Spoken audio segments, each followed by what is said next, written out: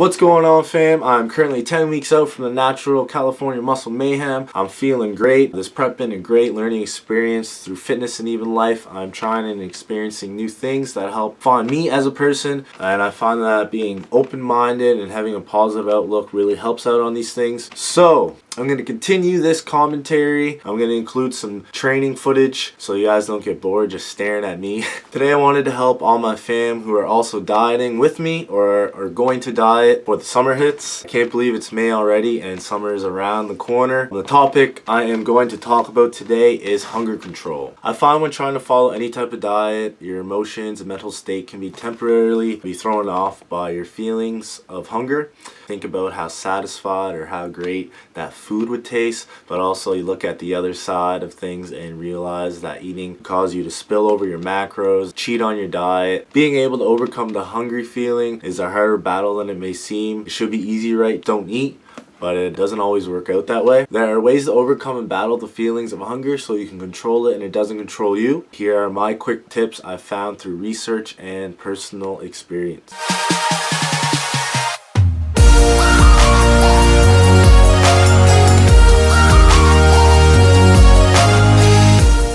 So the number one thing is your perception or attitude towards diet and or food choice can change the way you look at food. If you have a negative outlook on your diet and you feel like you're going to cheat regardless, then you'll be more likely to cheat. You're basically setting yourself up for failure. This goes with food choice as well. If you feel like a certain food will not satisfy your hunger cravings, then you're more likely going to think about food and cheat on your diet and eat sooner. Don't set yourself up for failure. Embrace the journey. Enjoy the process of bettering yourself through diet and exercise. Number 2.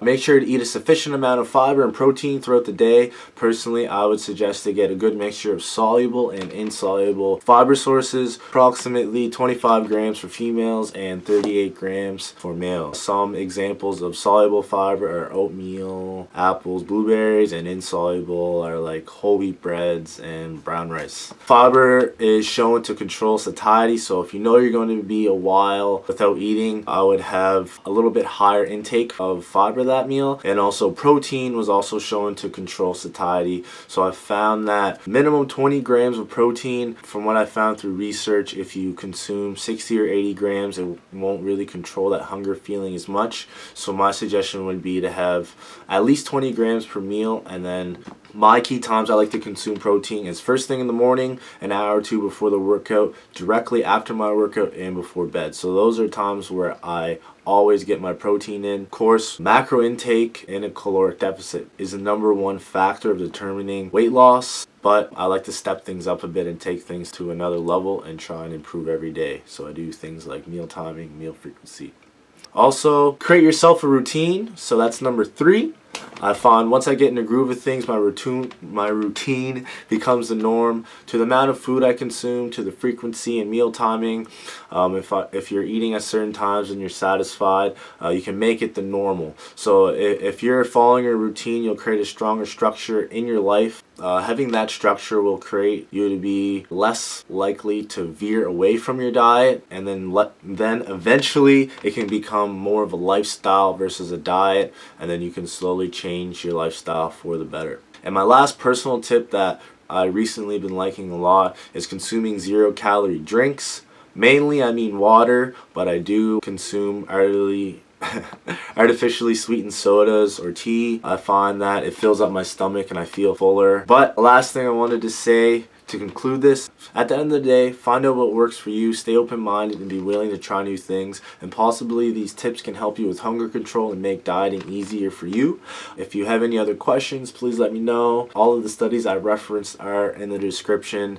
Everything else that I referred to, I use through personal experience. And lastly, I want to stress the fact, do what works for you. Only you know what works for you. Everybody is different. Experiment, try different things, figure out what works for you. That is what the most important part is.